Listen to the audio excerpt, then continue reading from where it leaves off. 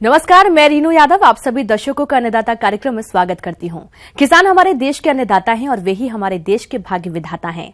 ऐसे ही भारतीय किसानों को खेतीबाड़ी से जुड़ी बहुत सी नई लाभकारी जानकारियां देने के लिए हर रोज सुबह हम आपके साथ आते हैं। तो चलिए कार्यक्रम शुरू करने से पहले देखते हैं क्या है आज के किसान भाइयों।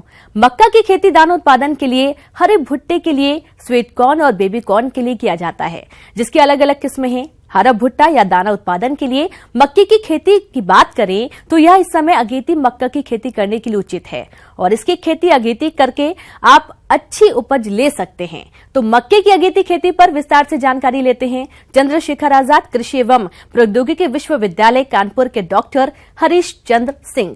मक्का एक ऐसी फसल है जिसको 12 महीने कभी बोया जा सकता है और भरपूर उत्पादन प्राप्त किया जा सकता है। यह एक लाभ देने वाली फसल है। इसके लिए कुछ विशेष बातों का ध्यान दिया जाए अगर तो इससे हम और अधिक लाभ प्राप्त कर सकते हैं। सबसे पहले होता है कि भूमि का चुनाव कैसे करें। तो इसके लिए ज़रूरी होता है कि जैसे ही आपकी फसल कट जाती है रबी की, इसके बाद उसमें आप जो है खेत की तैयारी करने, जुताई करके साथ में बुआई से पहले पलेवा करने और जब नमी आ जाए ओट की तो उसमें आप जुताई करके खेत तैयार कर लें। इसमें उर्वरक का विशेष ध्यान दिया जाता है क्योंकि मक्का एक अधिक उर्वरक चाहने वाली फसल है और एक एक दाने का हिसाब आपको देती है। इसलिए ज़रूरी है कि मिट्टी की परीक्षण करा लें, साथ ही साथ जो रिकमेंडेशन आए उसके हिसाब से इसमें उर्वरक का प्रयोग करें। अगर मिट्टी का परीक्षण नहीं कराए हैं तो 60 किलोग्राम फास्फोरस, 50 किलोग्राम पोटास और 120 किलोग्राम नत्रजन प्रति हेक्टेयर की दर से डालने का प्रयास करें। इससे आपको अधिक उत्पादन मिलेगा। अब आता है कि नत्रजन का प्रबंध कैसे करें। तो पूरा फास्फोरस, पूरा पोटास की मात्रा और आधी नत्रजन को बुआई के समय कूड़ में डाला जाता है।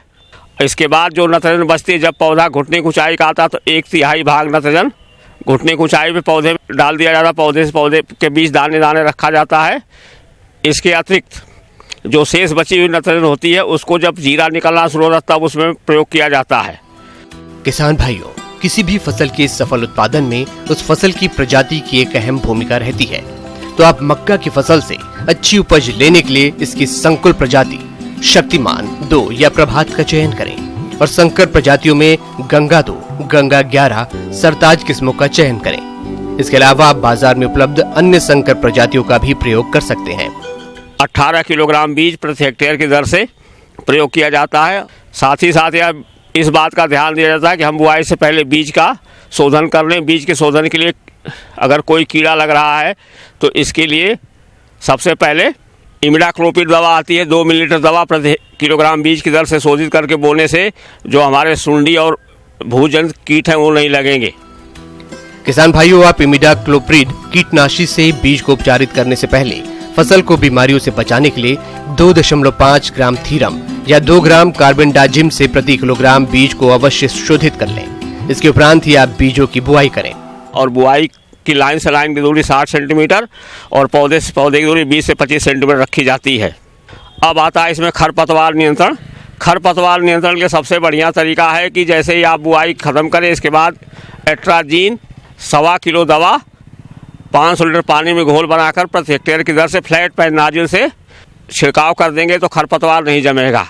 साथ ही साथ जब पौधा 10-15 दिन का हो जाए तो इसमें एक तिफारा हल से कल्टीवेटर निकलवा देंगे तो इससे आपका खरपतवार दब जाएगा और पौधों में मिट्टी चढ़ जाएगी, जिससे कि आपका पौधा आंधी तूफान में नहीं गिरेगा।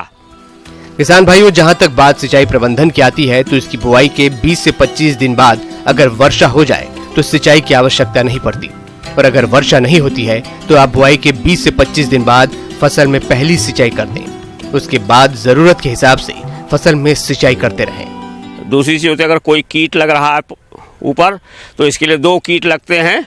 एक होता है सिरा बेधक और दूसरा होता है तना छेदक। सिरा बेधक कीट का प्रकोप जो है शुरुआत में ही लगता है और इसके लिए हम कोई भी कीटनाशक दवा मोनोक्रोटोफास या और कोई दवा ले लें या कुछ नहीं मिले तो क्लोरोपाइरीफास का भी छिड़काव कर सकते हैं। इसके अलावा जो तना बेधक कीट होता है उसमें हम मोनोक्रोटोफास या क्लोरोपाइरीफास दवा का प्रयोग कर सकते हैं। और साथ ही साथ एक चीज़ और मैं बताना चाहूँगा कि मक्का की खेती में अतिरिक्त आय प्राप्त करने के लिए जो बीच में दूरी बचती है एक लाइन से दूसरी लाइन के बीच में, उसमें आप कोई भी उस सीजनल फसल, जैसे कि अगर आप गर्मी में बुआई कर रहे हैं जून के महीने में या मई के महीने में, तो उसमें मूंग, उड़द या सोयाबीन, लोबिया कुछ भी बो सकते हैं। इससे आपको अतिरिक्त आमदनी प्राप्त होगी। साथ में यह ध्यान देने वाली बात है कि अगर आप फसल के भुट्टों को ढकने वाली पत्तियां 75% पीली पड़ जाती हैं, तो उस समय हम इसको तोड़ लेते हैं और साथ ही साथ इसको सुखा करके पत्तियां अलग कर लेते हैं। भुट्टे को ढकने वाली पत्तियां अलग करके उसको अच्छी तरह सुखा के दाना निकाल सकते हैं। एक कहावत है, आगे ढैंचा पीछे धान, वही कहलाए सफल किसान। जी हां, किसान भाइयों, हरी खाद जिसके प्रयोग से न केवल भूमि की भौतिक दशा सुधरती है, बल्कि खेती की लागत में भी कमी आती है। और इसलिए खरीफ फसलों से अच्छे उत्पादन के लिए आप सभी कौन कौन सी हरी खाद की खेती कर सकते हैं और इनसे क्या लाभ है, आइए जानते हैं कृषि विभाग भदोही के कृषि उप निदेशक अरविंद सिंह से। हरी खाद के लिए ढैंचा और सनई की बुआई खेत की उपलब्धता के आधार पर जून तक कर सकते हैं, जिससे 45 से 55 दिन के बाद मानसून आने पर इसकी आसानी से पलटाई की जा सके। जहां तक हरी खाद की बात है तो आप देखिए आपके जनपद में 0.2 से 0.3 तक ऑर्गेनिक कार्बन है, जबकि होना 0.8 से नीचे कहीं नहीं होना चाहिए, माने 0.8 से नीचे नहीं होना चाहिए और 2% तक हो सकता है। ये हमने ये देखा है इस जिले में कि जहाँ पे 0.2 है वहाँ पे प्रोडक्टिविटी 20 कुंटल हेक्टेयर है, लेकिन जहाँ पे 0.3 है वहाँ पे प्रोडक्टिविटी 30 कुंटल पर हेक्टेयर है। इसका मतलब यह हुआ कि जीवांश कार्बन का आपकी उत्पादकता से सीधा कोरिलेशन है। अब हम लोग को इसको बढ़ाने के लिए क्या कर सकते हैं? ढैंचा पे 50% सब्सिडी सरकार दे रही है। 80 किलो पर हेक्टेयर ढैंचे का बीज का इस्तेमाल होता है। जहाँ तक इसकी प्रजातियों की बात है तो ढैंचा की हिसार ढैंचा, पंत ढैंचा इत्यादि प्रजाति की आप बुआई करें और सनई की उन्नत प्रजातियों में K12 और SJ 67.42 का चयन करें। यदि ढैंचा की फसल लेना चाहते हैं तो इसके लिए 30 से 40 किलोग्राम बीज प्रति हेक्टेयर की दर से आवश्यकता पड़ती है और सनई का बीज 80 से 100 किलोग्राम प्रति हेक्टेयर प्रयोग करते हैं। तो किसान भाई 15 मई के बाद से ढैंचे की बुआई कर सकते हैं, जिसे जुलाई के फर्स्ट वीक तक उसको पलट दें। इन फसलों के लिए 320 किलोग्राम सिंगल सुपर फास्फेट का प्रयोग खेत की तैयारी के समय करें। खड़ी फसल में किसी भी उर्वरक का प्रयोग न करें, क्योंकि फसलें वातावरण से नत्रजन की पूर्ति कर लेती है। इन फसलों की बुआई आप हरी खाद के उद्देश्य से कर रहे हैं, अतः आप छिटकवा विधि से इसकी बुआई कर सकते हैं, लेकिन इसकी बुआई के समय भूमि में नमी का होना नितांत आवश्यक है। बुआई के बाद खेत में पाटा लगा दें। इस प्रकार बुआई के 1 सप्ताह के अंदर बीजों का जमाव हो जाता है। जब फसल 15 से 20 दिन की हो जाए तब पहली सिंचाई करें। उसके बाद 15-15 दिन के अंतर पर सिंचाई करें। इस प्रकार 2 से 3 सिंचाइयों में ही फसल तैयार हो जाती है। 45 दिन की फसल हो जाती है तो इसको पलट देते हैं। पलट के हाँ ध्यान देने की बात यह है कि 45 से के बाद 50 दिन न होने में, क्योंकि 45वें दिन से इसमें रेशा बनना शुरू हो जाता है, तब आप अगर पलटेंगे भी तो रेशा की वजह से सड़ने नहीं पाएगा। जहाँ पे थोड़ी सी सोडिक लैंड है वहाँ पे तो ढैंचा आप कर सकते हैं, सनई भी आप कर सकते हैं। सनई का यह है कि उसमें फोलियज ज़्यादा होता है, ऑर्गेनिक कार्बन ज़्यादा होता है, बायोमास ज़्यादा मिलता है, इसलिए हम लोग को जहाँ पे ज़मीन न्यूट्रल है, सोडिक नहीं है, वहाँ पे हम ढैंचा भी सनई भी कर सकते हैं। और सनई का जहाँ तक सीड रेट की बात है तो ढैंचा सनई हरी खाद के लिए जब आप बोते हैं तो सीड रेट थोड़ा सा बढ़ा देते हैं, जिससे जितना घना होगा तो उतना ज़्यादा खाद बनेगी। उचित नमी पे इसको पलट देते हैं ज़मीन में और उसकी सिंचाई कर देते हैं, जिससे पानी लग जाए और ये सड़ जाए। और जब ये पलटने के 10 दिन 5 दिन बाद धान की रोपाई कर देते हैं। इनसे 86 से 130 किलोग्राम नाइट्रोजन प्रति हेक्टेयर प्राप्त होता है, जिससे किसान भाई यूरिया की बचत तो कर ही सकते हैं। इसके साथ ही फसल के हरे भाग से 200 से 250 क्विंटल प्रति हेक्टेयर जीवांश पदार्थ भी प्राप्त होता है। किसान भाइयों, यदि आप अपने खेत में हरी खाद लेते हैं तो खरीफ फसलों में 30 से 50% तक रासायनिक उर्वरकों की बचत कर सकते हैं और इसके साथ ही इससे मृदा के pH मान में भी सुधार होता है और उपज में भी 30 से 35% तक की वृद्धि होती है। गार्ड क्रॉप के रूप में इसका इस्तेमाल करता है। गार्ड क्रॉप क्या होता है? जैसे कुत्ता आपके घर की रखवाली करता है, चौकीदार आपकी रखवाली करता है, ऐसे गार्ड क्रॉप होती है। जब मेन फसल आप मान लीजिए मक्का बोए हैं, किनारे किनारे ढैंचा बो दीजिए 2 लाइन, तो होगा क्या कि जो जंगली जानवर आएंगे वो ढैंचे को खाएंगे और आपका मक्का नहीं छुएंगे, और ढैंचा खाएंगे या सनई आपकी रहेगी। तो इस तरह से इस्तेमाल कर हर किनारे किनारे आप देखते होंगे कि गार्ड क्रॉप के रूप में सनई बो दी जाती है। तो बीज के लिए जब करते हैं तो इस तरह से करते हैं। वैसे जब बीज के लिए आप इसको बोते हैं तो अगर आपको एक जगह पे बोना है तो जो वहां पे हम 80 किलो पर हेक्टेयर की बात किए, यहाँ पे 40 किलो पर हेक्टेयर बीज का इस्तेमाल करते हैं दोनों फसलों के लिए। तो अगर इसका बीज भी हम तैयार कर लिए, माने जैसे मान लीजिए कि 1 हेक्टेयर की खेती की, बाकी पलट दिए, किनारे किनारे 2 लाइन छोड़ दिए, उससे जो बीज पैदा हो गया उस बीज को अपने लिए भी इस्तेमाल कर सकते हैं, बगल वाले किसान को भी दे सकते हैं। गर्मी का मौसम है। जो किसान भाई मधुमक्खी पालन से जुड़े हैं उन्हें इस मौसम में कुछ विशेष बातों को ध्यान में रखना बेहद जरूरी है, जिससे उनको इस व्यवसाय से ज्यादा लाभ मिले। गर्मी में मधुमक्खी पालन में आने वाली समस्याओं और उनके निराकरण पर जानकारी देने के लिए हमारे साथ हैं कृषि विज्ञान केंद्र दरियापुर रायबरेली के पौध सुरक्षा विशेषज्ञ डॉक्टर अवधेश कुमार तिवारी। इस समय जो किसान भाई हमारे मधुमक्खी पालक भाई हैं, खास तौर से वो मधुमक्खियों का गर्मी में विशेष रूप से अगर ध्यान नहीं रखेंगे तो मधुमक्खियों से जो जिस उद्देश्य से उनका पालन करते हैं उसका पूरा लाभ नहीं मिल पाएगा, और आगामी आने वाले वर्ष में आपकी जो कॉलोनी है, मौन वंश हैं, वो कम हो सकते हैं। तो ऐसी स्थिति में किसान भाइयों को खास तौर से गर्मी में अपने मौन वंशों का और मौन गृहों का विशेष रूप से देखरेख करनी चाहिए। सबसे पहले तो किसान भाई ये जरूर देख लें कि गर्मी में फूल कहाँ पर उपलब्ध हैं, जनपद में या दूसरे जनपद में, वहाँ पर उस फूलों के आसपास या बाग के आसपास अपने मौन वंशों का वहाँ पर माइग्रेशन करें, वहाँ पर मौन वंशों को ले जाएं, जिससे उन्हें पर्याप्त भोजन, परागकण, नेक्टर ये सब मिलता रहे। दूसरा, गर्मी में खासतौर से छायेदार स्थान पर रखें, क्योंकि गर्मी का महीना जो है पानी की कमी, फूलों की कमी होती है।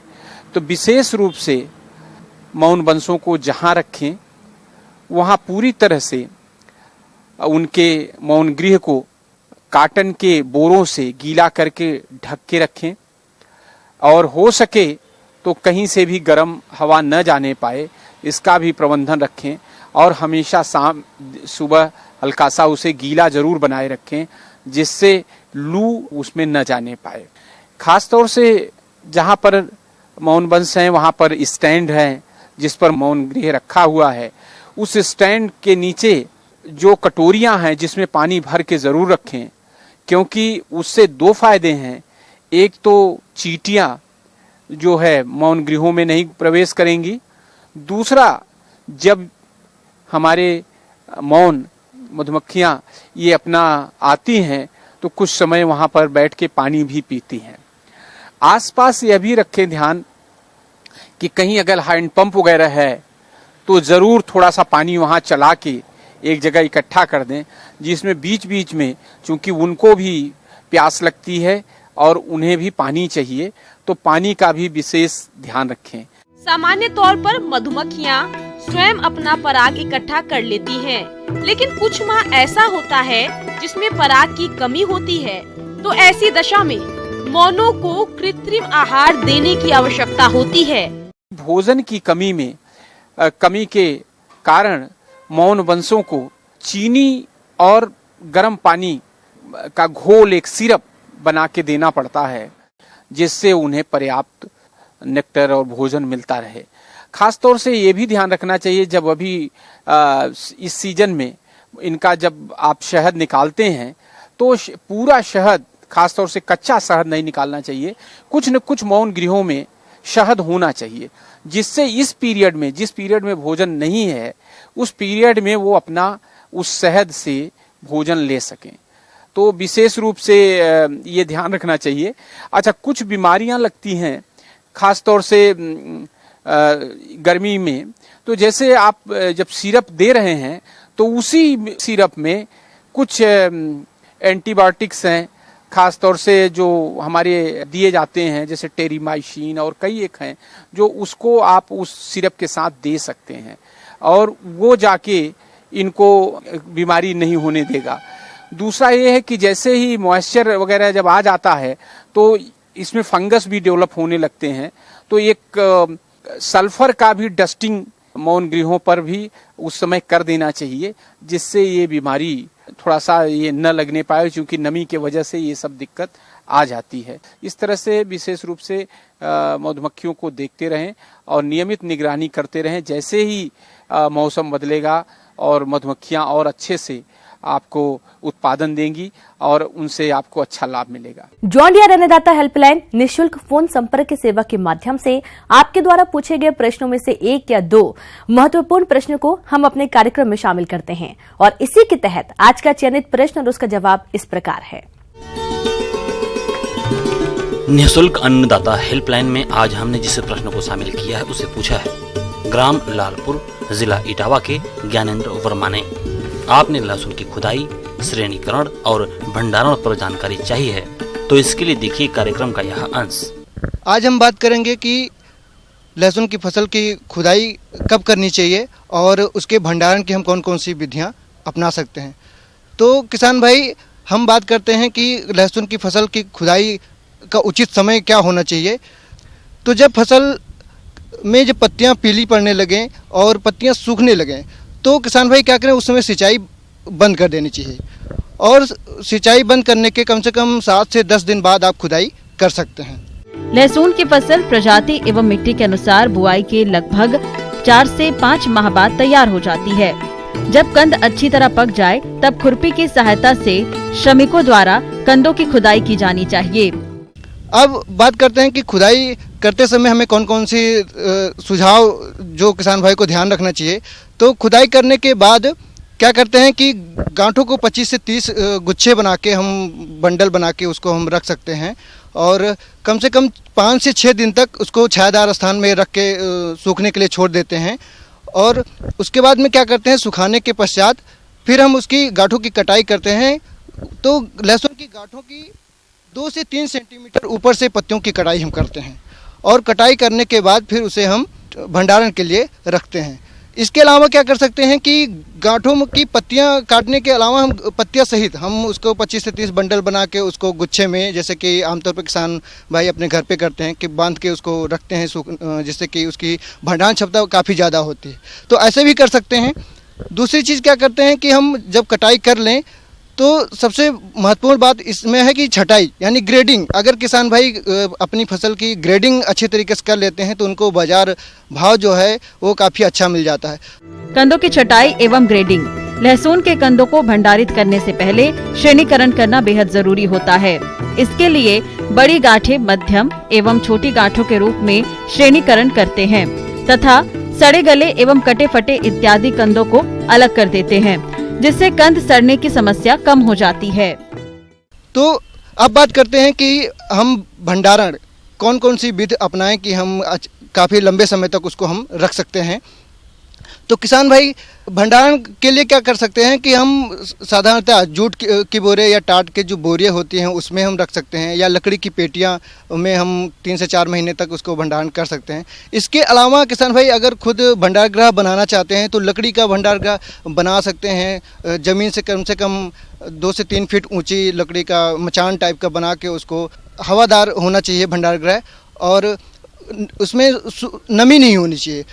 तो इस तरीके से हम भंडारगृह में क्या कर सकते हैं कि कैरेट में भी रख के हम उसको काफ़ी दिनों तक रख सकते हैं। 3 से 4 महीने 5 महीने तक हम उसका भंडारण कर सकते हैं।